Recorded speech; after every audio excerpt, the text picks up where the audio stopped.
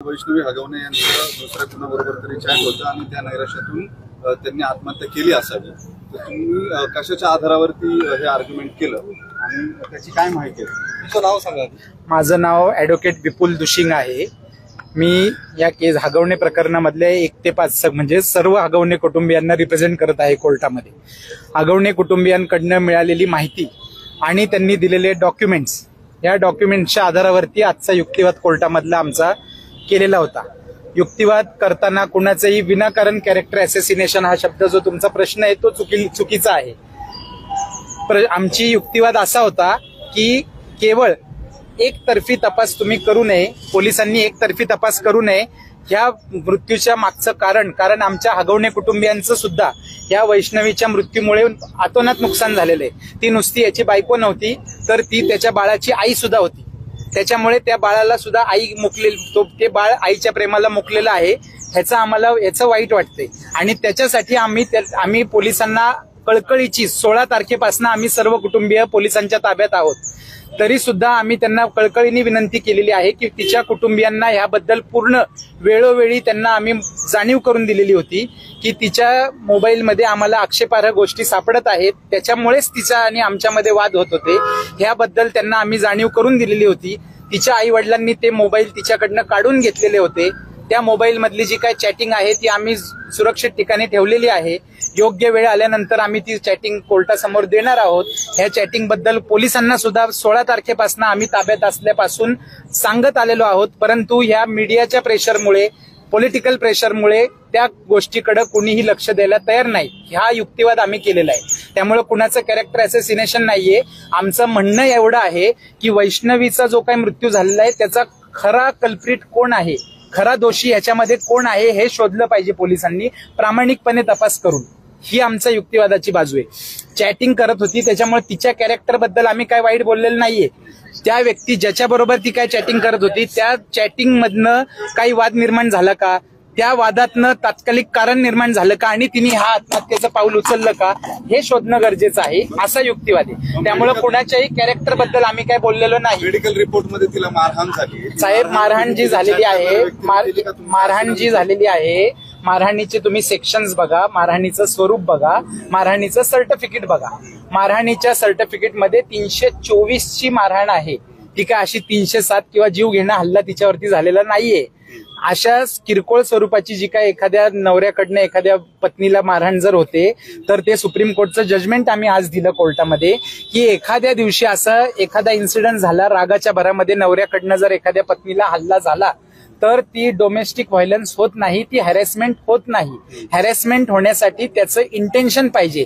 एखाद्या तात्कालिक कारणावरून एखाद्या मुद्द्यावरनं भांडण झालं, त्याचं पर्यवसन मारहाणीमध्ये झालं, ती हॅरेसमेंट होत नाही.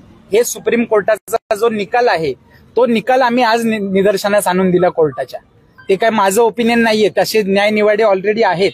ते न्यायनिवाडे आम्ही दिलेले आहेत. त्यामुळे त्यांना सुसाईड केलेलं होतं का? सुप्रीम कोर्टाने जी ऑर्डर केली आहे सुसाईडच्याच केस मधले आहेत ना. सुसाईडच्या, तिला मारहाण झाली.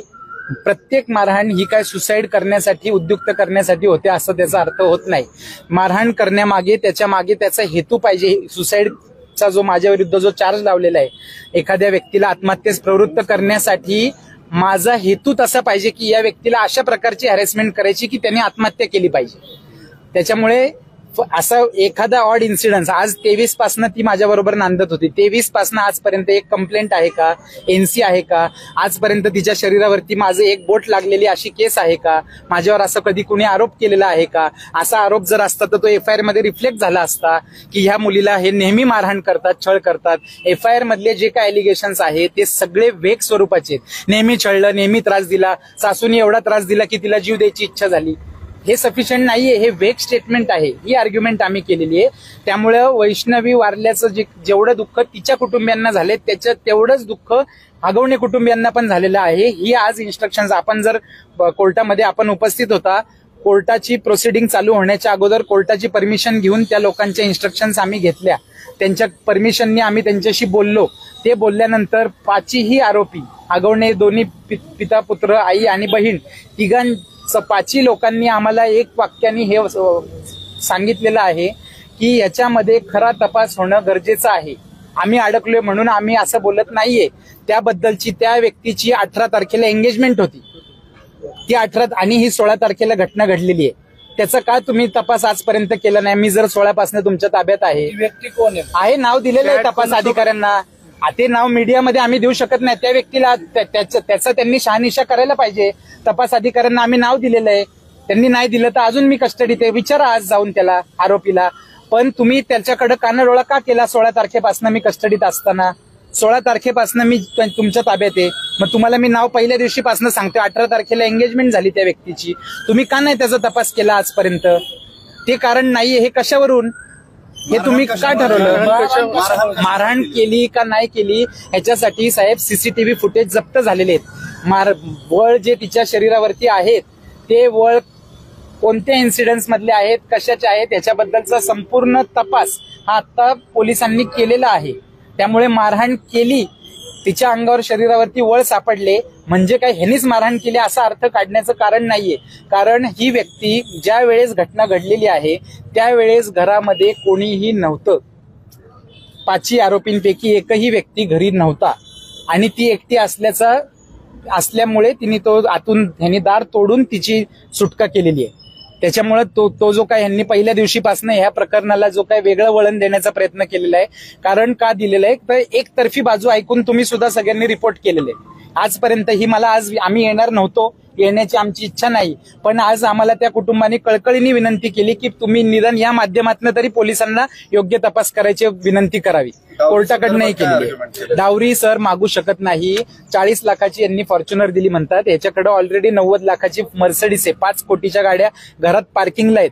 त्या गाड्यांना कोणी हात सुद्धा लावत नाही. ऐकून घ्या सर, वापरली कसं असतं सर, डावरी आणि वडिलांनी, आता आपल्यालाही मुली असतात, आपण वडिलांनी स्वेच्छेने मुलीला दिलेलं बक्षीस, गिफ्ट, ह्याच्यामध्ये फरक आहे.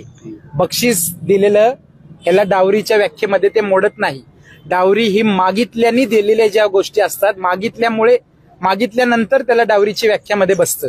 त्याच्यामुळे जे काय वडिलांनी तिच्या स्वेच्छेने बक्षीस दिलेलं आहे त्या बक्षिसाला कुठल्याही प्रकारे त्याला एक डावरी साऊंड फॅमिली होती त्यांनी बँकेत ठेवून. साहेब, प्रत्येक बिझनेसमनला तुम्ही आता मोठमोठे बिझनेसमन बघा, इमिडिएट फायनान्स उभं करण्यासाठी प्रत्येक बिझनेसमनला बँकेचा कर्जाचा सहारा घ्यावा लागतो.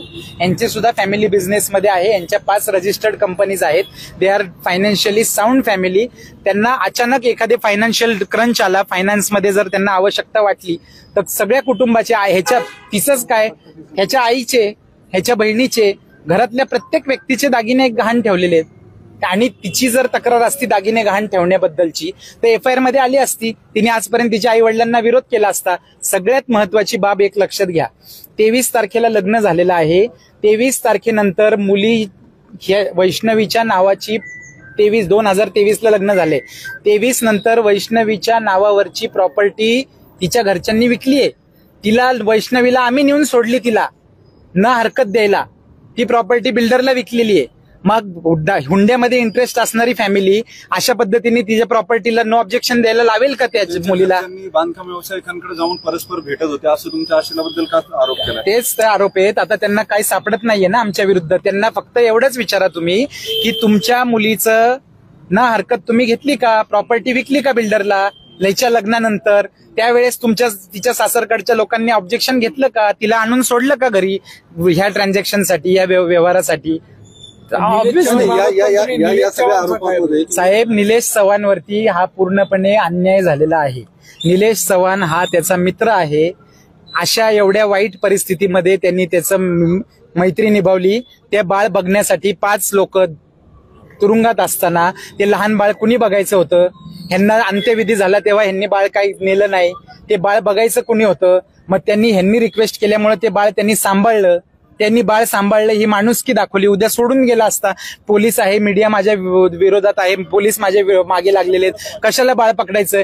तर कोणी त्यांनी बाळ सांभाळलं. त्याचा दोष काय त्याच्यामध्ये? त्याच्यावरती हा केवळ अन्याय त्याच्यावरती चाललेला आहे, ह्या युक्तिवाद केला आणि त्यांनी बाळाची हेळसांड केली असं त्याच्यावरती ज्युव्हेनाईल जस्टिस ऍक्ट सेक्शन 88 आणि 75 त्याच्या विरुद्ध त्यांनी चार्ज लावलेला आहे. तर ती हेळसांड केल्याचा कुठलाही ते बाळ त्यांनी व्यवस्थित सांभाळलं. तिच्या घरचे आले, अनेक आपले लोक होते, तुम्ही सुद्धा होता. सगळ्यांच्या देखत त्या बाळाची त्यांना कस्टडी त्यांनी दिलेली आहे. प्रश्नच नाही असं त्या आरोपींचं म्हणणं आहे. तेच आम्ही आज युक्तिवाद केला. त्याच्या संदर्भात काही बोलणं झालं का? नाही, ते कस्टडी कोण मागणार आहे? त्याचा बाप जिवंत आहे त्या बाळाचा. कस्टडी कोण मागू शकतं? तो नॅचरल गार्डियन आहे ना, तो जिवंत आहे ना.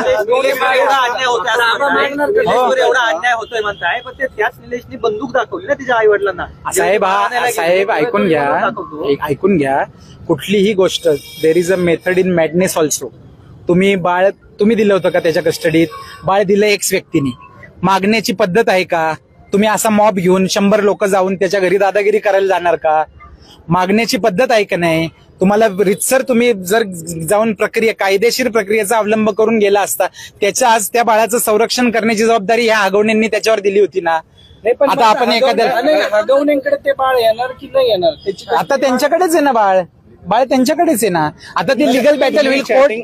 कोर्ट काय देईल निकाल त्याच्यावर त्यांनी अर्ज करावा, त्याच्यावर कोर्ट देईल निकाल. चॅटिंग वगैरे हुंडाबळीची पण ही केस आहे, मग आरोपी का फरार होते एवढे 8-8 दिवस? साहेब ऐकून घ्या, त्याला फरार म्हणणं हे शब्दच चुकीचं आहे. फरार म्हणणं, तुम्ही जर सुप्रीम कोर्टाचे न्यायनिवाडे बघितले तर एखादा इनोसंट व्यक्ती, पोलिसांचा ससेमिरा, त्यांची अटक, ह्याच्यामुळे डिप्रेशनमध्ये येऊ शकतो आणि तो स्वतःचं अस्तित्व काही काळ लपवू शकतो. ह्याला कोणी फरार म्हणू शकत नाही. फरार म्हणण्यासाठी त्याच्यासाठी वेगळे पॅरामीटर्स आहेत. फरार नाही, त्यांना उशिराने अटक झालेली आहे आणि अटक कशी झालेली आहे ते सुद्धा सगळं कागद आहेत, रेकॉर्ड आहे, त्याबद्दल काही हे नाही. चॅटिंगचा जो उल्लेख केला त्यामध्ये नेमकं काय होतं, कशात वाद होता आणि काय नेमकं त्यामध्ये मेन्शन केलं होतं? ते आता त्याच्याबद्दल त्या केसचा मी वकील नाहीये, त्यामुळे त्याच्याबद्दल मला माहिती. काय नेमकं वाद होता? साहेब प्रश्नच नाही. ज्या वेळेस अप्रोप्रिएट वेळ येणार आहे, पोलिसांनी आम्ही विनंती करून सुद्धा जर या अँगलनी तपास केला नाही तर आम्हाला आमच्या बचावासाठी पूर्ण संधी आहे. कसाबला सुद्धा बचाव करण्याची संधी या देशांनी दिलेली आहे. त्याच्यामुळे आम्ही हगवणे कुटुंबीय आहेत, आम्ही काय कोणी हे नाहीये, तर आम्ही आमचा बचावासाठी दाखवणार आहे. कोर्ट निर्णय घेईल योग्य ते. आम्ही जे म्हणतोय ते बरोबर आहे का चुकीचं आहे शेवटी ठरवणारं कोण आहे? कोर्ट आहे. एवढी चांगली फॅमिली असताना दुसरी सून पण आरोप करते ना. त्याच्याबद्दल साहेब मी त्यांचा वकील नाहीये, त्या केसच्या मला इन्स्ट्रक्शन्स नाहीये. हे आरोपी डिप्रेशन मध्ये गेले असतील त्याच्यामुळे ते फरार असं कोर्ट म्हणतं की एखादा इनोसंट सुद्धा असेल ना, त्याचं नाव जर खोट्या गुन्ह्यात आलं तर तो स्वतःचं अस्तित्व लपवून ठेवू शकतो. त्याच्याने काही गुन्हा होत नाही फरार राहण्याने. आजपर्यंत कधी ऐकले का आपण की एखादा माणूस फरार झाला त्याच्याबद्दल त्याला वेगळी शिक्षा झाली? असं कधीच नाही. आता पोलीस कोठडीची त्यांची जी विनंती होती, 2 लोकांना 1 दिवसाची पोलीस कोठडी दिलेली आणि बाकीच्या 3 लोकांना 1 दिवसाची दिली आणि बाकीच्या 2 जे नंतरून अटक झाले त्यांना 3 दिवसाची 31 तारखेपर्यंत. Okay, thank you sir.